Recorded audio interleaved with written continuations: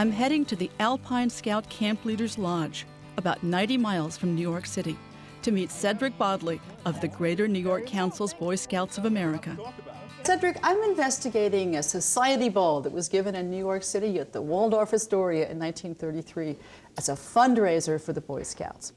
Franklin Delano Roosevelt was a very large part of the Boy Scout history. He was a firm believer that boys should have the same opportunities and adventures that he had as a young man to get out and be involved in the outdoors. He was very influential in getting businessmen and civic leaders involved.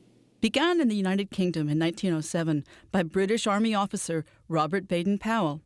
By 1910, Scouting had spread to many countries of the former British Empire, including the United States. Well, that also reminds us, though, that the Boy Scouts were part of a much larger international movement in the 1910s and 20s. There was a sense that being in the outdoors, learning to be strong and independent, was a way to breed a stronger upper class. It was definitely a more closed club when it first started. Most of the young men who were involved in the Scouts were probably white young males who came from very elite families, which kind of fits in because Roosevelt was a very prominent New Yorker, and most of his contacts were with the upper elite. When did his involvement begin? 1921.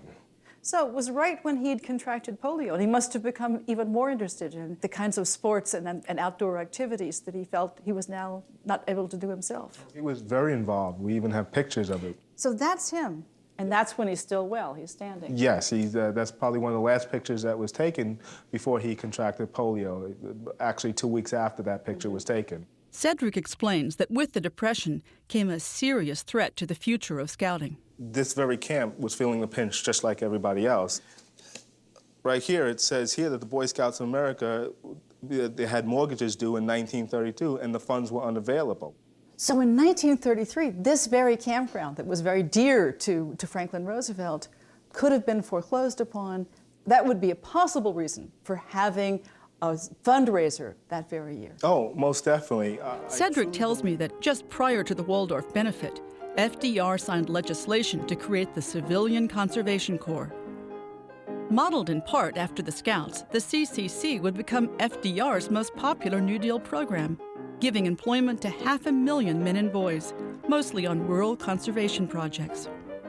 Cedric believes that in April 1933, the new president felt a special urgency about saving the Scouts. I truly believe that it was very important, not only to the Boy Scouts, but Roosevelt. The property was part of a training ground for his early New Deal efforts. I see why FDR supported the Scouts.